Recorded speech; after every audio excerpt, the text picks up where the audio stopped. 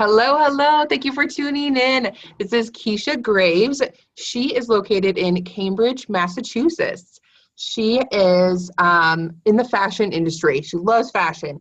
She has a bachelor's degree in fashion design and merchandising and has worked and has a master's degree in business management. And she has worked in the fashion design industry for multiple companies. She currently is working with Macy's and Nordstrom's as a merchandise coordinator in the Boston area. She also owns her own t-shirt business called Girls Chronically Rock, inspired by her being diagnosed with muscular dystrophy when she was in graduate school. She loves watching Lifetime movies and shows when she's not spending time with friends and family, traveling, going out to eat, and attending events. Keisha, thank you so much for your time. I'm so excited to have you on, share more about your story and who you are. How are you doing? Thank you for having me. I greatly appreciate it. So yes, as you mentioned, I am Keisha Greaves from Cambridge, Massachusetts.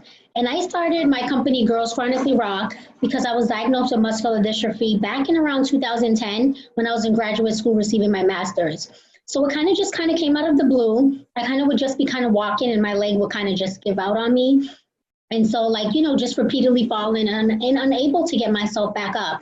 I started noticing not able to raise my arm the right way, things like that. Just things were just off. So my mom's like, let's go see an orthopedic. So we went to Tufts Boston Medical, which is out here in Boston. So we went to go see him, and then he's even examining me. The two doctors came in and they're like, yeah, you need to see a neurologist. Even they were something was just off, something that they couldn't, figure out.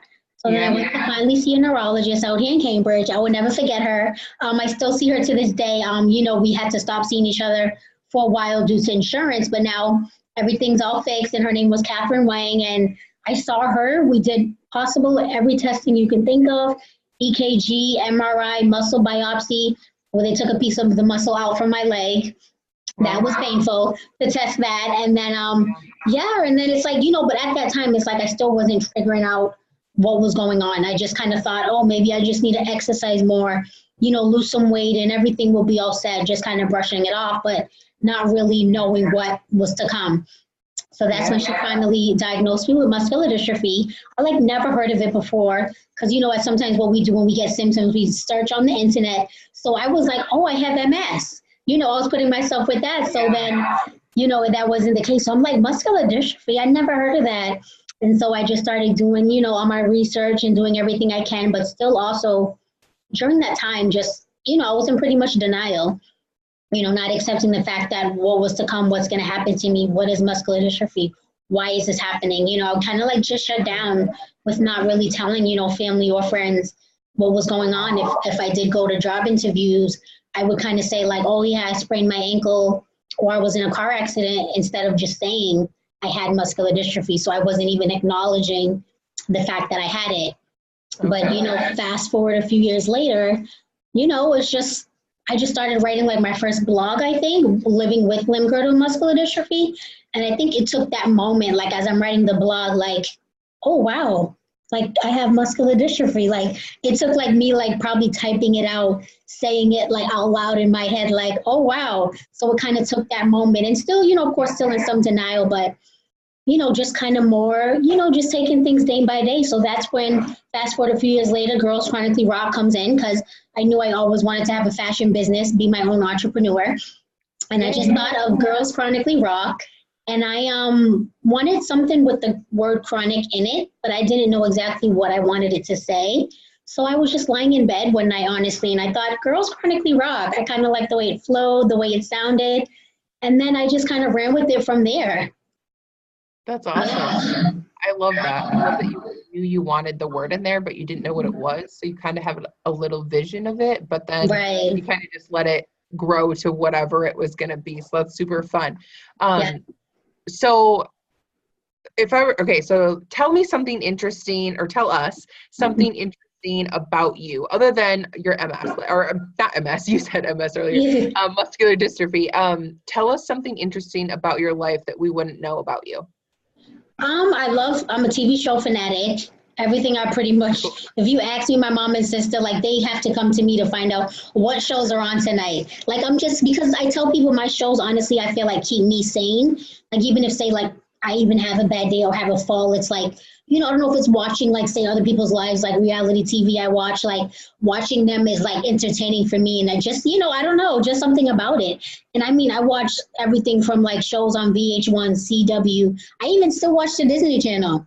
So, it's like I was so happy when Raven came back with a spinoff. Raven, so, I totally watched that. So I'm a TV fanatic when it comes to shows. Like my recordings, like every night, it's like at least up to 6 to 8 shows recording, like Sunday through Sunday. So yeah, it's a lot. I watch like up to The Walking Dead, like in the talk shows in the day. I love Wendy Williams. I'm obsessed with her and like the different talk shows. And then another thing about me too is I'm obsessed with chicken wings. People close to me know that, yeah. I'm like, wherever we're going out to eat, I'm not like the type like, oh, we have to go someplace fancy, or when my friends or whatever want to go, I'm like, does the place have chicken wings? Like, that's like the main important thing for me. Yes, definitely a priority. That's awesome. So do you like spicy, like barbecue? Oh, no, like buffalo. I like hot, like super hot. That's awesome. I love that you shared that. It's got to be buffalo wings. I'll remember that. Yes. That's so cool. Thank you for sharing those fun facts. So we're already kind of talking about it, like honing in on that time of your life when your fears were holding you back. So what age were you? So you said 2010. So yeah, so I was like, I want to say like early 20s, like right about just to be 25, I believe. Yeah. And that's a time in everyone's life when we're like trying to figure our own shit out. Like yes, exactly, and still enjoying life too. Exactly. So. And then you had finished graduate school and then started having these symptoms. And it was actually while I was in graduate school. Okay. So it's like while I was studying. So right. So my teacher knew everything what was going on, because it's like I had to tell them like the day I had the biopsy, it's like I had class that night.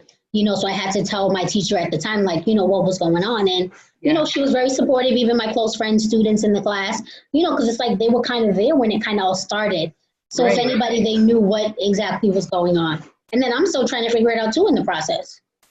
Sure. Yeah, exactly. Like you said, you just kind of started doing your research on your own, as well as listening to the people that were diagnosing you. And what else can you do than just try and educate yourself any way you can? So absolutely. I love that, the people around you were being aware of it too. That's really helpful. Go ahead and speak a little bit more about how you specifically felt during like the transitioning of figuring out like how to live with this and, everything that you had to change. Tell us more about like how you felt about yourself during that and where you were mentally with all of that. Yeah, it was definitely a lot because like I said, I was trying to figure out why is this happening? Where did it come from? Nobody else in my family seemed to have it. Nobody else still to this day that we know of doesn't seem to have it. But I was told like my parents could be carriers, but then like I just so happened to be the one to get it. So that is testings that we are looking into do like as actually right now in the moment. So, but yeah, it just was totally in denial. As I said, going to job interviews, totally saying everything but that I had muscular dystrophy. So, kind of looking back, it's like, oh, wow, I could have just said it. But at that time, I wasn't even acknowledging that's what I had. So it's like, how could I say, oh, I have muscular dystrophy? Even when people would tell me, oh, yeah, you can maybe talk to others that have muscular dystrophy in different groups. But I'm just like, why would I do that? Because, again, I wasn't acknowledging at that time that's what I have. So why would I want to talk to somebody that has it? And I'm thinking that's not what I have. I'm thinking maybe every time I went to the doctors, something was going to, they was going to say, oh, we made a mistake, something like that, but that wasn't the case. Yeah. So that's kind of like where my mindset was at that time. Yeah, absolutely. So for those listening, tell us more about what exactly muscular dystrophy is. Like what kind of restrictions are you on, like with all of the medical, and just tell us more about muscular dystrophy in general. Sure. So muscular dystrophy is like it affects the muscles. It does like kind of deteriorate and progress over time. So for instance, like when I was first diagnosed, I was kind of able still to walk on my own, like still waddly, but not like as I do now. And like I was walking with no cane, no walker, no nothing. So it definitely has progressed from then up until now, which my doctors did tell me it does progress over time. Some people get it from their early childhood, from the time they was born. I happen to get mine's like early adult life, which is another common thing others have as well. So there's like different various of types. My type is called limb girdle muscular dystrophy. So my type affects all the ways like to my limbs, my arms, all the way down to my feet. So like, for instance, I can't walk up and down the stairs. That's kind of like, that's like too much of a hassle. Walking long distances, that's like kind of like impossible. I now, I'm in a wheelchair now, but I still walk with my walker like around the house. But just like long distances is like totally out the question. Like say to raise my arm up to say like kind of give you a handshake, that's kind of like a lot for the muscles to like, I would have to use my left hand to kind of like that support to reach out to give you a handshake. Same thing with a hug. That's hard for like someone like ourselves to like, wrap around you to say, give a hug. So it's like, once like I notice family and friends that are around me on a regular, like, they kind of see those things and now they're like aware in certain things. And it's like just going out, we have to make sure the place is handicap accessible, make sure it doesn't have stairs, make sure it will, accommodate my wheelchair. So it's like, those are extra steps. But it totally, deteriorates, the muscles and weakens over time. There's still no treatment or cure at the moment. The only treatment is they do recommend physical therapy, which I do right now. And I'm going to start back and trying to go to aquatic therapy, because aquatic therapy is, they say, the best exercise for people with, muscle diseases, because in the pool, I can do stuff in there that I can't do on land. So I'm like a mermaid in the pool. I'm like excited. I can do jumping jacks where it's like on land. I wouldn't be able to do that. That would be too physically hard. Yeah, that's so cool that the water aspect of it is really beneficial because, well, I personally love being in water. I am like a mermaid. Like I love being in water. So that's awesome that really works for you and that it brings you joy like when you do it. So is that part of the physical therapy, or is that something that you do on your own?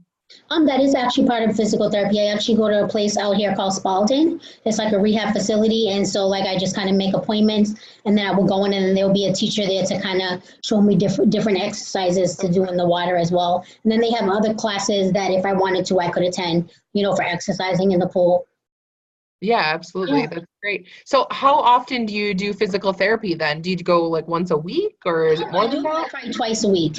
Twice a week? Twice a week, because that's the thing. They want you to exercise, keep the muscles active, but then it's not a good thing to overact them as well. Like, because once you start to exercise, there's some days I do physical therapy and then I'm like beat after. I'm like, really tired. So it's like as if I just ran the Boston Marathon and I just, did like a little 30 minutes. But it's like for someone like ourselves, it's like that's a lot on our body. So they don't want us to overwork the muscles, but it's still good to exercise them. Yeah, absolutely. Yeah. Oh shoot, I was just gonna ask another question and I forgot what it was. Okay, I'll move on. I don't remember. It left. I got distracted thinking about swimming in a pool. Yes. Okay, so you mentioned like friendships and stuff with classmates and that kind of thing. So let's dive in a little bit more about how relationships and friendships around you did or didn't shift and change while you were figuring out your diagnoses and everything that you've been working through since then. Tell us more about friendships, relationships in that aspect.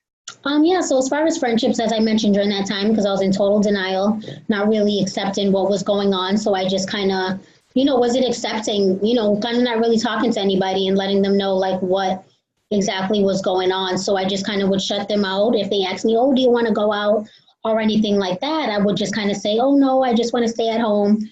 And, so it was kind of like I was just kind of brushing them off, but they knew something, was up, but not totally. Yeah. But yeah. So they didn't, like, you didn't have a lot of relationships or any relationships really change because of, figuring out that you had muscular dystrophy. Like there was nothing significant that you were like, oh, this person came in my life because of the muscular dystrophy, or this person left because of it. Or is there anything that really shifted like that, or no? Nothing really shifted, but during that time, I definitely realized who my true friends are. So I guess you can say, yes, some things did shift, like realize like certain things of like going out and, that I may need special accommodation. So yes, during this whole time, the journey, I definitely realized who my true friends are. Yes. Circle had definitely gotten, I always been a private person to begin with, but circle definitely got smaller because I'm like, you know. The circle gets stronger, right? Like we realize the people that are in our corners, that are supportive in everything that we're doing. And I mean, the same thing with your business, right? Like, so tell us more about your t-shirt business. Do you have different designs that you do for the logo, or what does that look like? Tell us a little bit more about your Oh t-shirt. yes. So yes, Girls Chronically Rock. That logo is actually on one of the t-shirts, and then I have different logos on multiple t-shirts. Like the bestseller everyone loves is the one that's like a hashtag logo, and it says "Hello, my name is Chronically Ill Badass." So Oh, everyone cool. loves that one. And then I have Trust Your Dopeness. I created that one because I'm just like, kind of trust and believe in yourself. Like if you have a Yeah. vision, no matter what you're battling, no matter what you're going through, trust and believe. So I just thought Trust Your Dopeness. And then I have another one called Walk with the Twist because I feel like we kind of all have our own signature Oh, walk, wow. whether it's in a wheelchair, not in a wheelchair, a cane, able body, non-able body. So everyone seems to like that one as well. And then, yeah, Girls Chronically Rock, as I mentioned. And then what other ones do I have? I know I had some other ones, but there's like more ideas too I have in my head that I just want to get rid of the inventory I have now and then add some more. But I am currently working on the kids t-shirts because a lot of people ask for kids, and I'm just like, there's so many kids out here with just disabilities alone, so I don't even know why I didn't have them on the Yeah. website to begin with. So I'm just gonna like switch up the logo and for it to say kids chronically rock and like boys chronically rock, for the little kids. I think that would be really nice. So I plan to add that onto the website hopefully by in the next few months. Oh, that's fun. And Yes, we instantly think like, oh, I don't know why I didn't think of that before. But I think that really we get the information we need when we're ready for it. So starting with just what you were passionate about, like girls chronically rock, like that was like the starting point. But now it's like opening up this whole like world of more people that you're inspiring and like helping feel motivated and owning that they have these chronic illnesses or anything like that, like the diseases. So I think it's really cool to hear that that's growing for you and yes. you're moving into other spaces with kids and stuff. That's super Yeah, cool. I'm trying, and there's a lot more I want to do under the Girls Chronically Rock umbrella. With just like right now, I have like silicone bracelets and cuff bracelets, but I would like to add more like leggings because I'm always wearing leggings. Things that are like comfortable. I want to add Yeah. some tote bags, and then ultimately, my final goal, I would love to come out with an adaptive clothing line, adaptive for people with disabilities, because people with like an able-bodied person want to understand people like ourselves. It just takes so much extra time, to get dressed on a regular basis because, we have, low, like not much strength in our arms and our legs. So it's like, it takes us extra time, to get dressed on a regular basis. So that is Yeah. definitely something I Uh, want to add onto the umbrella. Yeah, that's amazing. I think that would be incredible to be able to access, helping not only yourself but other people Yeah. and bringing the awareness. So, I'm curious, like how long does it take you to get ready? Because I mean, it's a whole different process for you, right? Like and you're in a wheelchair at home most of the time too, right? Yes. So on average, how long do you think it takes you to get ready for your day? Oh, can you hold on for 1 second? My maintenance guy just came in. Is there where we Sure. can pause it? Yeah. Okay. Oh, hi, Holiday. So that's why when I tell my family and friends, if you want me to go out with you, it's like you got to give me at least sometimes a day's notice just for me to mentally Yeah. prepare.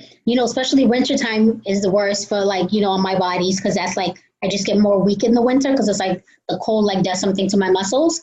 Okay. But yeah, it's just like, now that the weather's getting nice though, that's getting excited. But yeah, totally, just takes time just to put on, my underpants, to put on my leggings. But now I have the PCA help. So I do have like some PCAs a few days a week. So that definitely has Yeah. made a life changer a difference because it's like, now instead of me getting all exhausted, because just going in the shower, that's Yeah. exhausting for, people like ourselves. Like that's exhausting. So when I come out, I'm like tired.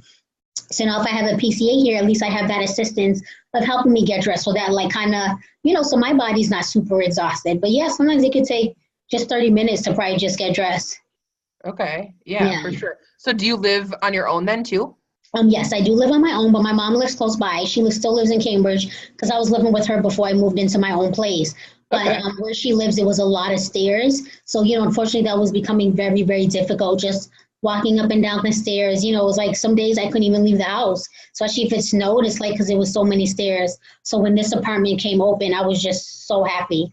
I was like, oh, it worked out because this where I live now is handicap accessible, has elevator. I don't have to walk up any stairs. I can ride my wheelchair up and down, and the bathroom's accessible for me. So yeah, I like it. It's just a 1 bedroom apartment, and like I said, my mom's still close by, so yeah. That's awesome. I Yeah. love it. That's so cool. So okay, talking back about, the fears that you had during this time, was there anything that we can talk about that really helped you get over the fear of, or more like denial? We've talked about more of like the denial for you, like that you were in denial about the fact that you have muscular dystrophy. So let's talk about, what really compelled you to kind of let that go and just own that that's your story. That's a part of who you are now. Yeah, it kind of, like I said, I think it was probably that day too. I wrote that blog, kind of made me more aware, like, oh wow, mind you, it's like wasn't what the doctors were saying. It was that I wrote that blog, like, oh wow, I have muscular dystrophy, like saying it to myself, like as if the doctors didn't tell me that before. But yeah, Right. just like writing the blog and just kind of acknowledging. I don't know exactly what turned. It's kind of like maybe an acknowledgement, like this is what it is. Because at the end of the day, it's like I'm realizing too, living with a chronic illness, living with muscular dystrophy, like you have no control over what's, it does progress. It's like your body could change within the next 24 hours, where it's like, what knows what could change in my body. But it's like and then I realized I was getting more involved with the MDA. I reached out to them because they have an office here in Massachusetts. And so I kind of reached out to them, and they had like a lot more meetups at the time back then. Now they don't really have much, but a lot of meetups. And then I was able to meet some people like my age, young adults that are living with it. And they too, I was inspired and got to hear their story and learn from them, because some of them had it from the time they were small and baby. So I'm like, oh wow, because it's like here I am. I had it when I'm my early adulthood life, but they had it from when they were baby. So it's like I learned a lot more from them. So yeah, I actually have two girls that I hang out with sometimes, and it's kind of nice because it's like we're all in our group chat together. Because it's like at the end of the day, like I tell people, yes, you have the support of family and friends, but there's nothing like talking to somebody who knows what that's like living with muscular dystrophy, knows that journey of your everyday life when you have a fall, what those muscles feel like, the fatigue, doctor's appointments. So it's like, it's so nice to chat with them. So whenever I have questions or concerns, I'm like, hey, what do you guys do for this? So it's kind of nice to have that support and just more like acknowledging. I realized I met a lot of people too, just from hashtagging muscular dystrophy on Instagram and Oh yeah. Facebook. Connected with like hashtag, I didn't realize that's like does wonders. So I just met so many people like in the disability community and others, that are into fashion, but still, balancing with their chronic illness and like lupus and different things. So that has definitely helped along the way. And yeah, and it's like, look at now, because fast forward a few years later, I am now the MDA state ambassador for Massachusetts for muscular dystrophy. So it's like, if you had asked me that a few years ago, like, oh, do you see yourself speaking at different engagements that I do now or being the MDA ambassador? I would have looked at you like, why would I? Because I don't have it. Yeah. Also, but it's like, now it's like, oh, it's like, I like tell people I'm just taking things day by day. Yeah. I'm still like, I still have my days, don't get me wrong, but I'm like, I'm a true believer in things to like happen for a reason. So it's like, maybe this all collided, and then that's how Girls Chronically Rock got started. And, I plan to do much more with Girls Chronically Rock, looking to build it into an empire and a movement. I love that. So I love like talking to people about what their vision for the future is, like we were just talking about. So is that what in the next, I like to say, like, what is your vision for the next 5 years? So 5 years from today, where do you see yourself? Are you in a new apartment? Is your empire built? Are you, speaking? What does that look like for you? In the next 5 years, my goals are, yeah, maybe I might still be in the same apartment, because I love my apartment. I decorated it so lovely. I love it. But who knows? I would love to get a 2 bedroom apartment, because my living room is getting cluttered with some of my wheelchairs that I have here, medical equipment. So maybe I might get a 2 bedroom apartment. I would love to ideally get one of those luxury apartments that has the gym and the pool inside. I love those. I like hotel looking apartments, and I like the concierge downstairs, just because I don't know why I feel like protected. I don't know. Yeah. So yeah, and then honestly, with Girls Chronically Rock, my goal is I would love to get it inside Macy's, J.C. Penney, hospital gift shops. And Target. I would love to get it in Target, because Target is now coming out with Adaptive, the clothing line, which I'm like super excited, which I feel will be a little bit affordable, more affordable than Tommy Hilfiger, because Tommy Hilfiger has a active clothing line too, but his stuff, I mean, is pricey. Yeah. But yeah, sometimes I'm like, oh, Target. So I've been like tagging them on Facebook, emailing them. So in Macy's as well. So I'm just hoping one day they'll just, be like, oh, look at this Girls Chronically Rock. We can put this in, our shop. So that is my goal, is to just get it in, those major department stores, local boutiques, and going to different speaking engagements in the next 5 years, traveling, telling my story, sharing my movement, how, a few years ago, if you had asked me, like I said, I would have been like, no way. So Right. just to share my story now, that's like a big deal, especially for someone like myself that's so private. So and then I hope to, continue and do fashion shows and, just like living life pretty much. That's awesome. I Yes, love that you said the gift shop, in the hospital gift shop. Like yes, that's a really, like I didn't even think about that part. right. But I think I've that'd been be reaching out to super. them as well, but I just haven't heard anything. So I'm Yeah. just like, because I'm like, my line is for, like, I feel like the people in the hospital, whether Yeah. they're just visiting or, coming to see somebody in the hospital, etc. I think that would be great, but hopefully, fingers crossed, it will happen sooner than later. Yeah, right. I love it. Yes, I mean, who knows? You don't even know. This could come out in the end of 2019 and someone picks it up right away. You have no yes, idea. That's the best part about like living life. You're just like, oh, I'm going along, I'm going along. Something shifts and changes and we pick it up and we go with it, right? Like yes, that's it's so basically true. what has to happen, no matter if it's something extremely life changing or if it's just something little, we kind of just gotta pick it up and make our life the best that we can with what we Right. have and roll with it. So, and figure out our dopeness, right? Yes, exactly, exactly. I love it. I love it. Well, Keisha, where can everyone connect with you? Sure. So everyone can connect with me on my website, www.girlschronicallyrock.com. You can also find me on Facebook on my business page. It's just type in Girls Chronically Rock and it should pop up. I am also on Instagram, Girls Chronically _rock. And yeah, those three places. And then also I'm on Twitter as well, Girls Chronically Rock. So you can find me on all those places. Please feel free to, you can DM me, write me an email if you have any questions, and I will be happy to respond. Yay, that's so great. Well, thank you so much for your time. Is there anything you want to leave the viewers with before we close out? I would just like to say, with like someone that now I'm diagnosed with a disability, I guess I'm more aware of things where it's kind of like you kind of never know somebody's story. So don't just kind of assume, don't be kind of afraid to ask. I know some people may be afraid to ask, and then there's some people that are not. Some people just go right up to you like and say whatever, but just remember everybody has a story behind them and there might be a reason maybe why they're walking a certain way, maybe they're talking a certain way, maybe they're upset about something at that moment. You just kind of know nobody's story, so just kind of, be observant and just kind of maybe they're dealing with something. You don't know what they're doing, especially when they leave work at the end of the day. So my thing is everybody has a story. So just be aware of that, and you never know what somebody's going through. Yeah, absolutely. I love that you did that as the advice. Like that's great. That's perfect. Is I don't think I asked. Is there anything that you would give people for advice around like fear? Like say someone that's listening finds out that they also have an illness that is like completely life-changing for them. What kind of advice would you give them around fear and like moving through it and finding, the way to, keep walking your path or, finding your way with having the disease or illness?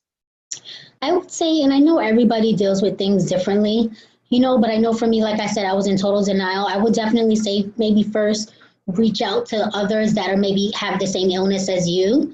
I kind of feel like that helps because, like I said, there's nothing like talking to somebody at the end of the day who fully understands what that is like. So I would say maybe try reaching out to someone that, can understand. And, maybe that even takes some time because, like I said, when people told me to do that, I'm like, why would I do that? I don't even have muscular dystrophy. So it's like, I think it totally takes time. But then there's like the next person who can just be diagnosed with MS and they are totally, snapping right into it. So I commend those people as well. Like, I know a few people like that. They're like, yeah, I just was diagnosed. You know what I mean? I see that you have muscular dystrophy. And I'm like, wow, like it took me years. So I give props to those people too that can just totally, acknowledge it right away. And everybody deals with things differently. But I would say, take it at your own space. But I would say definitely reach out to others. I think that might help. 'Cause at the end of the day, they get it. To be on, like they get, no one else can get it except that person that's living with that every day. So I would definitely say start from there, and then you never know where you can lead you. Yeah, right. You can be having your own business and Right. doing and living life and doing it all great and inspiring other people. Yes, exactly. I love it. Well, thank you so much for your time. I'm so excited to have people reach out, talk about your story, ask you more questions. If anyone is listening and has questions, please reach out, ask. We would love to chat with you more about it and answer any questions that anyone has. But remember to love yourself and live fearlessly. Thank you, Oh, I everyone. like that.